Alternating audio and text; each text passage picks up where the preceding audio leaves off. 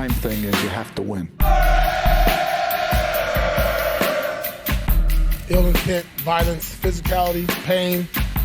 Enough is enough.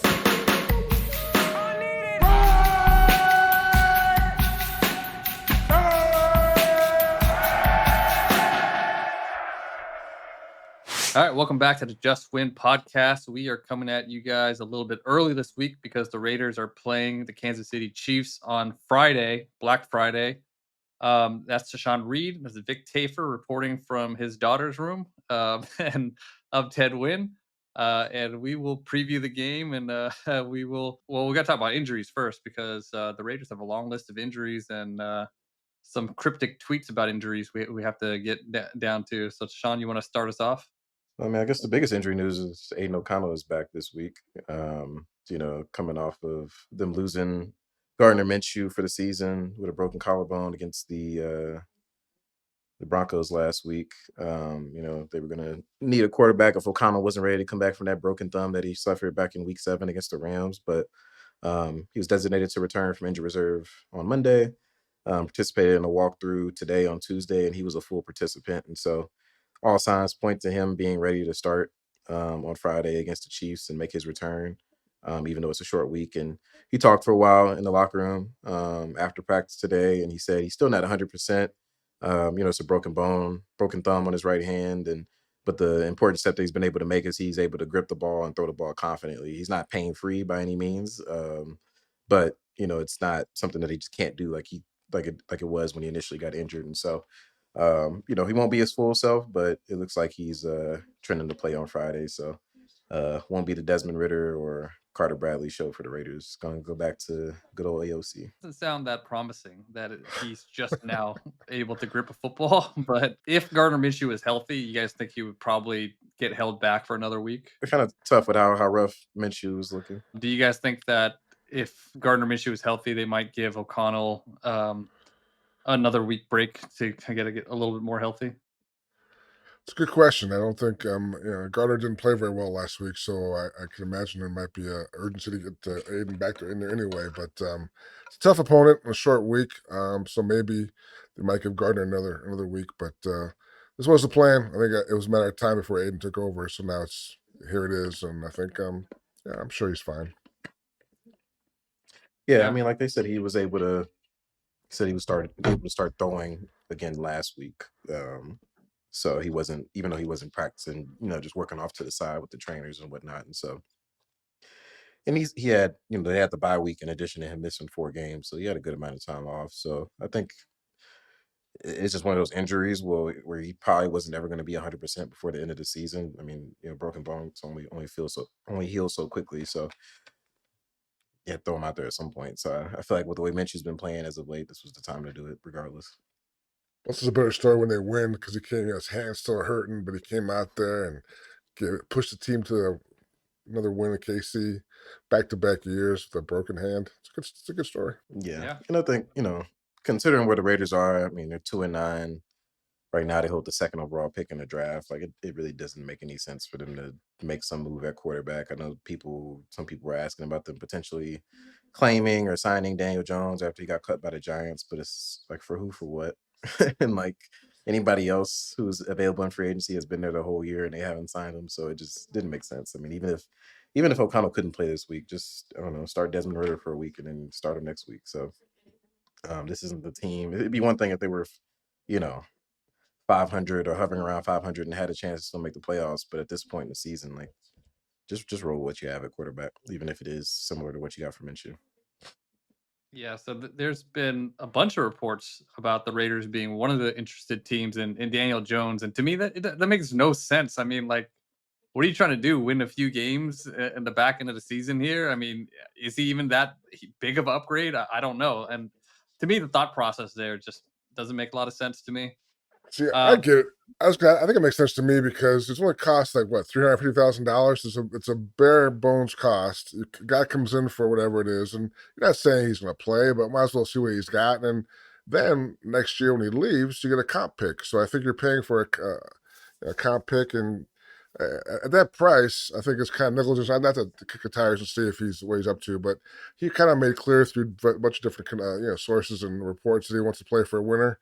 And the Raiders clearly are not a winner, so I think we'll see where it goes probably next couple of days. But I think it's going to be a Baltimore Raven or Minnesota Viking and be a backup for the playoffs. And I think that makes sense for everybody. So I think the Raiders, they kind of said, "What's up?" He said, "No thanks," and I think it's all good. If they get a comp pick for it, I think that makes sense. Yeah, I guess it's just I don't. I mean, I don't know. I've watched enough of Daniel Jones this season to where like I don't really. I don't know if I saw an upgrade over what they've been getting out of Gardner Minshew and what he's doing with the Giants. I guess you could say the Raiders have. I don't even know if you can say that. I think it's a pretty similar offensive setup with the Raiders as it is with the Giants. So I just don't really. I don't know why he would be any better here. So I feel like it'd be a little bit of waste of everybody's time. Yeah, and also Plus for him, like if you're Daniel Jones, like even at this point, like maybe he's not able to start for a team that's still trying to go do something this year. But we've seen quarterbacks before go to those playoff teams and back up a good quarterback, and then all of a sudden people like them again when free agency comes around. The good old Mitch Trubisky starter pack. So I think that's better for him than coming here to Vegas and stinking it up for 6 games, and it probably doesn't help him at all going into free agency. Plus, if you're a veteran quarterback and you're looking at the Raiders, you look at what they've done to poor Jimmy Garoppolo and Gardner Minshew the last couple of years. You're like, and again, I'm not saying it's all the Raiders' fault, but clearly not a great place for quarterbacks to go and kind of grow. That's been shown the last couple of years. So I'm sure he's like, I'm not going there. But again, I mean, fresh start. You never know. He's still young. He had a little flash a couple of years ago where he was good for about a month or two, and then they had the surgery. And like Tashan said, he's been terrible this year. So, we'll see what happens. Let's talk about quarterbacks on the roster. Aidan O'Connell is back, like you guys mentioned. And rewatching that game, Gardner Minshew has done a better job of getting rid of the ball lately, but there's still issues with his pocket management. And I mean, there's some us watching the game. There's like a couple 3-man rushes where he ended up running himself into a sack, and I'm just like, oh, don't want to pick on the guy. He's hurt, but it's rough. And then there's times where he just needs to throw with better anticipation. There are times where Trey Tucker was open, where he threw the ball a bit late, gave the defense a chance to recover. And I think those are two things that O'Connell is better at Gardner Minshew at. I mean, not like a huge upgrade, but I think he has better pocket presence. I think he throws with better anticipation. So maybe those are two areas where they can improve a little bit in. And I think Scott Turner has done a good job. I mean, watching the film, he's getting guys open quickly. There's some creative play calls to get guys into open space. I like how he's using different players. I mean, his first game as a play caller, Brock Bowers had a big game, and then the second game, Trey Tucker, finally had kind of a breakout game. So I think Turner has done a pretty good job so far. Based on I mean, he's not working with a ton, but I think he's been an upgrade over Getsy. Yeah, I mean, the one thing that I guess you knock them for last game was, even though they were having some more success running the ball, they just didn't really run the ball. They didn't have the carries, and I asked him about that today, and he said, in retrospect, they would have liked to run the ball more, but kind of how they started the third quarter, with that interception by Minshew set them back, and then they had some situations where I know they had the one explosive McCormick run in the second half, but then the next play was a negative play and it got him off script. And so they kind of got away from it in the third quarter. And it seems like, I don't know, he didn't say this, but it felt like they kind of panicked a little bit once the Broncos surged ahead and took the lead because it was still a one-score game. Like even, until the very end there in the fourth quarter, that's when it got out of hand. But I just don't think there was a reason to abandon the run game that early, considering it was, going in the right direction. And, they stuck with that same offensive line for the second week in a row, and we started to see that continuity pay off in the run game. And so I think that is an adjustment moving forward, for Turner to improve a little bit. Just because, even though AOC is better at getting the ball out of his hands and maybe reading defenses a little bit better and staying on schedule, like I still don't think you want him throwing the ball 40, 50 times a game. And so they're going to have to be more balanced on offense in order for them to have some more consistent success. I think he mentioned there was some progress with the O line, got a little better. I think we saw Sincere McCormick made some like 2 10-yard runs, and Amir Abdullah, and I think Madison's probably back this week. So Ideally, they can kind of build off this last week and kind of, maybe crack 100 yards rushing would be a nice goal. Yeah, I rewatching the game. I was pretty impressed with Sincere McCormick. I think he definitely deserves some more carries. He's patient. He has a little bit of a wiggle. He has a burst. Where else are you going to go to at this point? I think, yeah, I hope he gets 10 carries next game and see if he could do something with that. And it sounds like they're going to have to try to make a bit of a better effort to run the ball against a very tough Chiefs pass defense. So we'll see. Next topic, let's get into the tank update. Right now, the Raiders have moved to the number 2 position, and the top team over them are the Giants. So it's Giants, Raiders, Jaguars, Patriots, and Browns. Yeah, I mean that Giants sitting there at 1 is tough considering the Raiders need a quarterback because we talked about Daniel Jones and them cutting him. Like I don't know what would have to happen for them not to draft a quarterback, but it seems almost a sure thing that they will. I think I saw a tweet today that their GM Joe Shane was at Colorado's practice today. Travis Hunter's there too, but Shooter Sanders it seems to be the guy that they would have their eye on if they do have the number 1 overall pick. And we'll see if he's even the GM this offseason once the Giants to get around to making that pick. But whoever it is, I think they might get that owner might lose his mind. We already saw how down bad he was about Saquon Barkley leaving. I don't think he's going to let them not take a quarterback at number 1. And so, be interesting to see like if that order ends up holding. How the Raiders will kind of respond to that, but it's still 6 games left. The Giants might beat somebody, and then the Raiders end up with the first pick. But all that to say, the Raiders are very much so in the running for the number 1 overall pick. And the Giants are not doing, like Ted says, they're not doing the elegant tank. They're doing the tank in the middle of the street down on Broadway because Drew Lock, not great, but he was clearly number 2 quarterback all year long. So they get rid of Daniel Jones. They're like, no, you're not playing. That guy's playing. And they bring in Tommy Cutlets, who's freaking terrible, and he was awful this past week. And he gets hurt, and they're like, nah, he's fine. He'll play Thursday. He's good. He's good. So they clearly have some kind of little mission in progress there because I think Drew Lock's a lot better than Tommy Cutlets. Of course, he went to Mizzou. Of course, he's better. Of course, he's better. That's obvious. Yeah, I don't know. Maybe we'll see. Maybe. Yeah, Drew You've Lock. seen Tommy DeVito play football?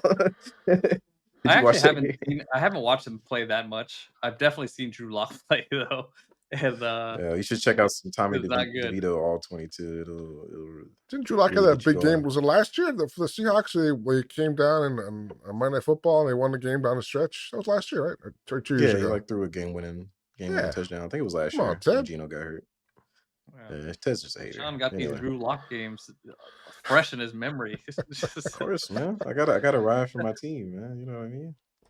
So this Thursday, Raider fans, Thanksgiving, you are rooting for the Dallas Cowboys to no, the New York Giants to beat the Dallas Cowboys. Come on, man. Which is possible.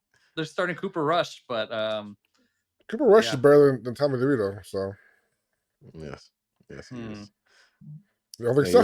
You're rooting for the Giants and the Jaguars. Oh, no, I mean we're just looking at when you're looking at this tier of quarterback, it's hard to rank these guys over each other. But the Cowboys defense with Micah Parsons, they do some interesting things, and they had a really good game against the Commanders. So maybe the Cowboys defense might be tougher than they look, but we'll see. It's funny because when you see the Raiders, obviously 2-9, their locker room after the game, kind of still trying to be pretty positive. And Max Crosby saying they're improving and they're still showing up. And then you go over to the New York Giants locker room and watch that. And Malik Neighbors saying they're soft as F, and players like we stink and we're horrible. We got new.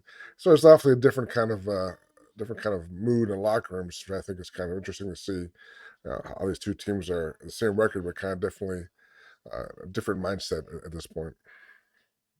Yeah, well, I think when management cuts Daniel Jones and pulls that move, I think it kind of signals to the team like we are tanking. And the Raiders haven't really signaled that yet. I mean, they're out there trying to sign Daniel Jones, so I think there's a bit of a different message being sent by both franchises right now. Okay. All right, so let's get into our game preview. Let's talk about the rest of the injuries for the Raiders. Yes, I mean, besides O'Connell coming back, and Alexander Madison also coming back, he's been out with an ankle injury, but he was limited at practice today. That's the good news for the Raiders. The bad news is Jacorian Bennett still out with a shoulder injury, and he had sort of a I don't know how cryptic it was, but kind of a cryptic message on Instagram. He had like this photo collage of a bunch of pictures from his games this season saying, "I'll be back," essentially. So seems like he might be out for the foreseeable future. I don't know why he would make a post like that. We've reached out to some people, but haven't heard back about his status moving forward. So we'll see. Nate Hobbs, who's missed a couple games with an ankle injury, he also didn't practice today. And then Zamir White didn't practice today due to a quad injury. That's pretty much it for the Raiders. And then on the Chiefs side, their kicker Spencer Schrader, who was their backup kicker because Harrison Buckner got hurt. He's also dealing with a hamstring injury right now, so he didn't practice today. So that could be something to watch. That ends up being interesting if it ends up being a close game and comes down to a field goal. If the Chiefs have kicker issues, that could be something that pops up. So, but other than that, the Chiefs are pretty much healthy. They have a bit of an advantage on the injury report, and if they have to go for it on fourth down, that might make them a little bit more aggressive, which is not great news. But what are we watching for when the Raiders have the ball? For me, it's we talked about the run game. I want to see more sincere McCormick. I want to see. I like Madison. I mean, again, he's had some flashes this year where he's been kind of up and down. But I think if the O line is getting better and they're making some more open lanes, that's good for him. I think he is a guy who can also catch the ball out of the backfield. So maybe he gets a little more of a running start against this Chiefs defense. So I think for me, the O line improvement. The only way in my mind they win a game this year or win two games the rest of the way is if the O line gets better. If the O line doesn't get better, they're kind of screwed. So I think that's the hope, and there seems to be progress in that direction in the last 2 weeks. Yeah, I mean, I think for me, I want to see how healthy Aidan O'Connell really is. Like, not really, it doesn't really have anything to do with his mobility, but how well he's able to throw the ball. Is he able to, push it downfield, or is he pretty limited to short to intermediate passes? And his Chiefs pass rush is pretty good. It's one thing to throw on air, but once he starts getting hit, like how does that go? And so I think that's the big thing for the Raiders is just AOC's health. I think the offensive line, they've been trending upward the last couple of weeks with this new group that they have. And since, Joe Philbin is taken over as interim offensive line coach. But, I think seeing if AOC can be better than what Minshew's been the big thing. And, I know Antonio Pierce has been pounding the table on this the whole year, but turnovers, that was really the fatal flaw for the offense under Minshew. And we saw it in the third quarter last week against the Broncos. Just a really bad throw that led to that interception and really unnecessary play. And the Raiders just don't have enough firepower on offense to overcome those types of turnovers. And so seeing if AOC is able to stay upright and protect the football and keep them on schedule more than Minshew was when he was a starter. Yeah, I think it's not going to be like last year where the Raiders were able to just run the ball and uh, what Aiden O'Connell passed one time in the second half or something like that in last year's I game. think he just didn't complete a pass the last three Yeah, or quarters. he They didn't complete a tried, pass. but That's not going to be the game script this year because the Raiders are not a good running team. Still bottom of the league in offensive rushing success. And I think they'll get better if you have the same starting lineup and continue to gel. But I don't think it's going to happen this week. The Chiefs are a pretty good run defense, so they're going to have to pass the ball to win. And um, the Chiefs have struggled with their four-man pass rush as of late. They just haven't been able to generate much pressure when they're not blitzing. So if Aiden O'Connell could beat the blitz and find some answers against the blitz and force them into a four-man pass rush type of game plan, there might be time to get downfield a little bit. And Spagnuolo is one of the best defensive coordinators at taking away your number one threat, and they did a pretty good job of taking Brock Bowers away with bracket coverages and putting different bodies at him the first time they played the Chiefs. So I imagine that's going to be the game plan this time. So we're going to have to see if Trey Tucker can continue playing well and getting open against man coverage, some cover zero looks. Jacoby Myers has been very productive. with seeing a lot of number one coverage. So to me, Trey Tucker's got to be that guy. I mean, we've said this in the past, but um, he finally had a good game last week, and he's going to get a lot of favorable looks against this Chiefs defense. And for them to move the ball, he's going to have to catch a few big passes, in my opinion. All right, what are we watching for when the Chiefs have the ball?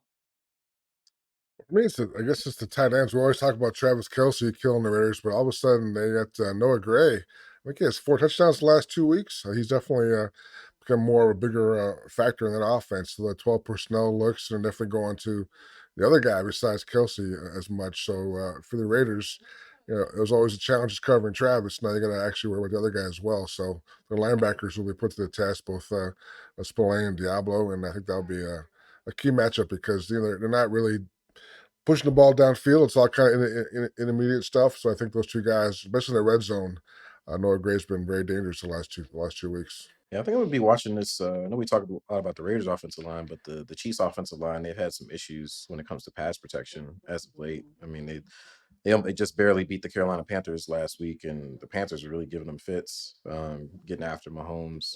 The particular left tackle has been a issue for the Chiefs.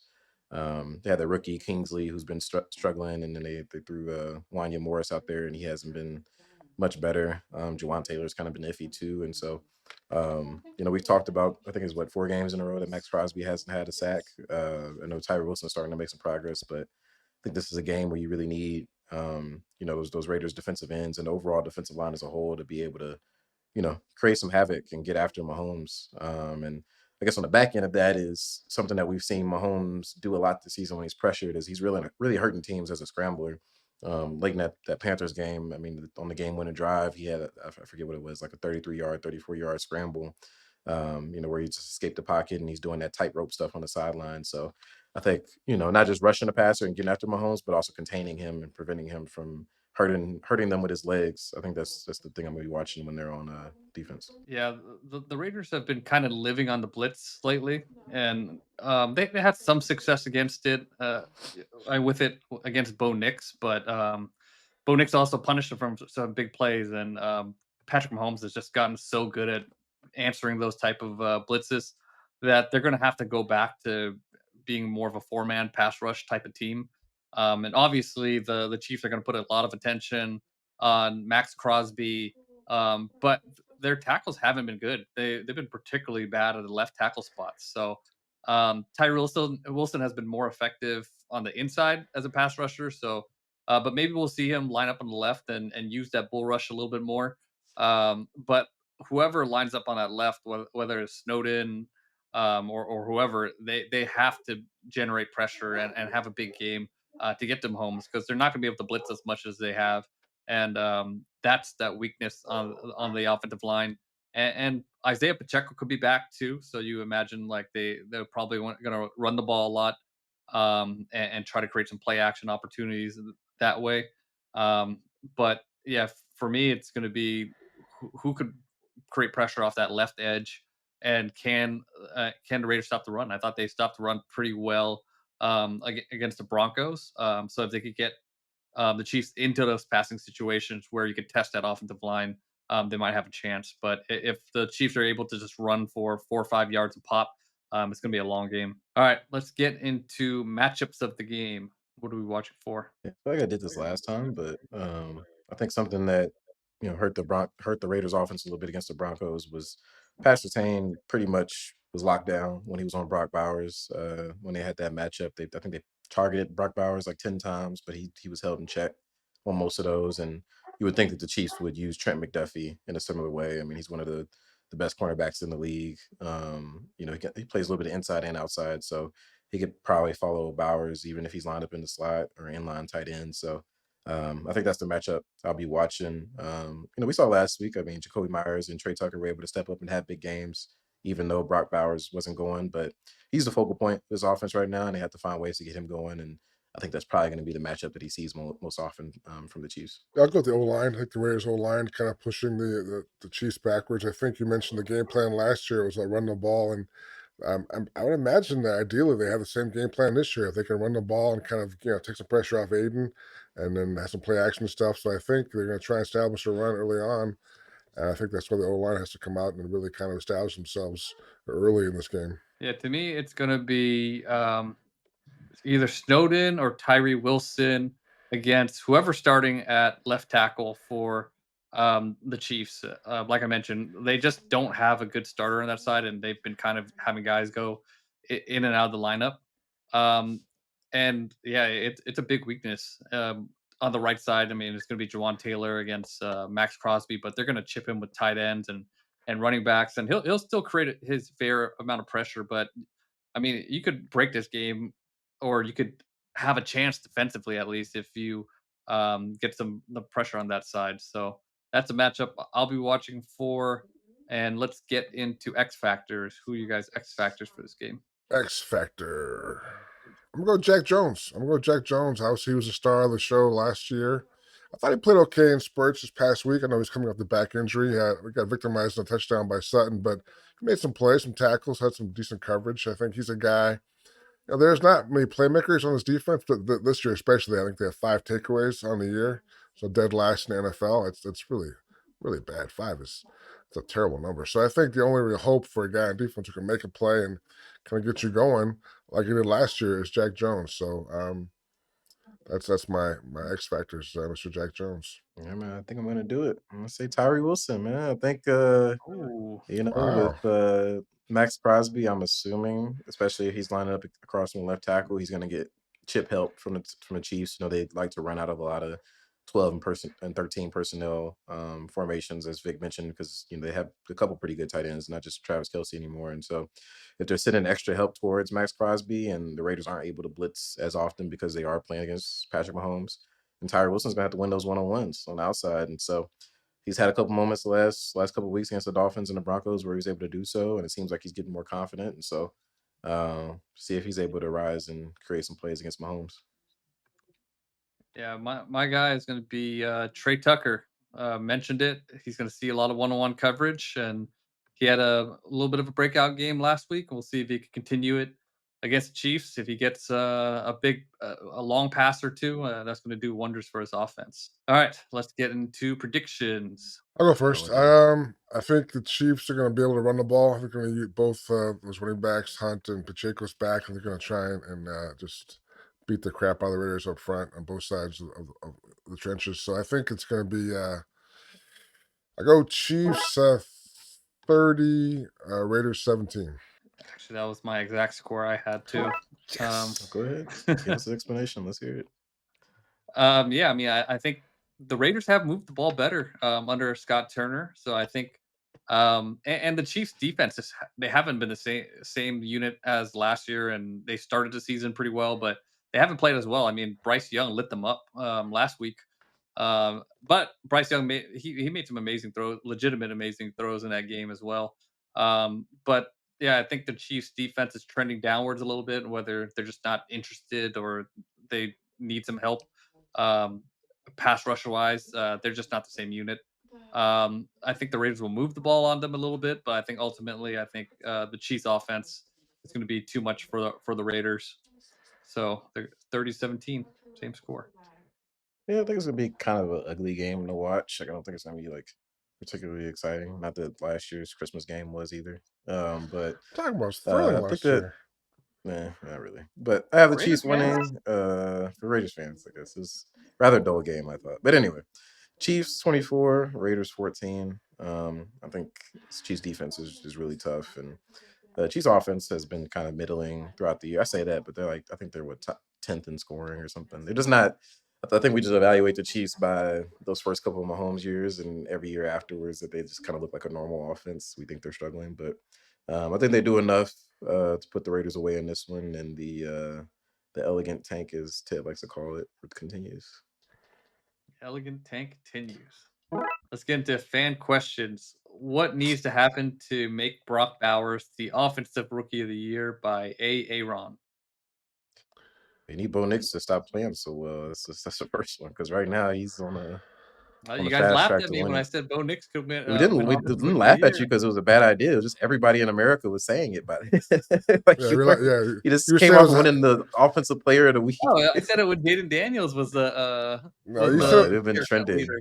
we laughed. You said it was a hot take, and it was a very cold, like Very obvious reheated up take. take, back of the oven, sitting on the stove take. But yeah, I think the quarterbacks, then, if not Jay Daniels and Bo Nix, are going to win that award. So, I mean, Brock's been amazing so far. I'm not sure he can do more, and it's going to be tougher, like we've seen. I mean, he's got tough cornerbacks, going against him in double teams and they're not. So I just think it's and plus I'm sure he's got to be tired carrying this team on his back for the first freaking 11 games. So at some point he might hit a wall. But yeah, he's great. I think we all see he's definitely going to be a key guy for them for years to come. I just don't know if it's possible he can win an award this season. Quarterbacks, just with two of them playing. I know the Commanders are in a bit of a slump right now, but there's 6 games left. We'll see if Jaden Daniels and them are able to pick it back up. But them being at quarterback position, but also both of their teams being pretty much in the thick of the playoff race right now, I think that also hurts Bowers, that he's on like almost, could be the worst team in the league by the end of the year. So I think that's gonna hold him back as well. This award almost default automatically goes to a quarterback if they have a decent year and their team kind of surprises people. And Bo Nix is definitely winning games with the Broncos and putting up good numbers. Jaden Daniels did that in the beginning of the season. So I just don't think there's much of a chance for Brock to win it, even though I think he deserves to win it because um, he's playing at a top level for a position that's very hard to excel in as a rookie. But it's a these awards just go to quarterbacks, unfortunately. So unless he has like an even more insane last few games and just puts his numbers way over the top, I just don't see a huge chance of him winning it. All right, next question. You guys have discussed Shadir, Ward, and Milrow, but what are your thoughts on Ewers, on Drew? I can't say his name. Is it Alar? Aller from Penn State? In Sounds the close late, enough. yeah, late first, early second. That should give you a clue on Yeah, I'm not how sure. prepared I I don't am think. to talk about these guys. Yeah, we're not ready to talk about Penn State quarterbacks. At least I'm not. I mean, I haven't watched more than a couple seconds of Penn State. And who's the other guy you mentioned? Quinn Ewers, Ewers. the Texas quarterback. Yeah. I mean, is he even the best quarterback on that roster in Texas? I don't know if he's better than Manning. So, and I watched him a few rough spots. So, I would think if you're looking at those guys, and those guys can't really play next year, can they? I mean, again, it's early on in the process, but I can't see those guys coming in, but impact guys next year. It seems like they have a long growth period, which I'm not sure this team really is looking for at this point. Yeah, I mean, like Ewers, I've seen him play a decent amount the last couple of years. Like it seems like he has a lot of arm talent, at least. Like he's not the biggest quarterback in the world. Like he's pretty good height, but looks like he can probably fill out his physique a little bit more. He doesn't really use his legs to scramble much, but pretty solid thrower. I mean, I know they have a lot of weapons down there in Texas, and so um, I guess maybe you expect that. But he seems like more of like a second round type of guy. Yeah, But as we talked about, like there's no guarantee that there's like a top 5 quarterback sitting there for them wherever they get on the right. clock unless they have the number 1 overall pick. And so they're not going to force it there. So if you, let's say, take Travis Hunter in the first round, but you still want to take a shot at quarterback, maybe this could be the type of guy that you take a swing on late in the first round if you trade back up, or if you have a high second round pick, you could take somebody there. So, um, as Raiders fans know, their last starting quarterback for a long time was a second round pick. So, you could potentially find an answer there. It's happened less frequently in recent years, but Jalen Hurts with the Eagles is another one. So it's possible. You don't necessarily have Yeah, to take a guy in the first round for them to pan out. Yeah, I've watched my fair share of Texas games. I haven't broke down to all 22 on Quinn Ewers yet, but I just never really saw him as a first round quarterback. Um, and if you're going to draft a quarterback in that range, I would take the physical traits. And from what I've seen from Drew, he definitely has those physical traits that teams covet. The play hasn't always been very consistent. But if you're taking a quarterback in that range, I think I would rather bet on the physical traits. But again, this is a very early take. Um, but we'll talk more as we start watching these guys for real. Next question. We all agree that the team hasn't quit, but how many W's does AP need to return in 2025 by snake? I think I Mm. had this question before a few weeks back. I think I said, did I say 2? I think I said 2. I think Is the bar that that's. low too?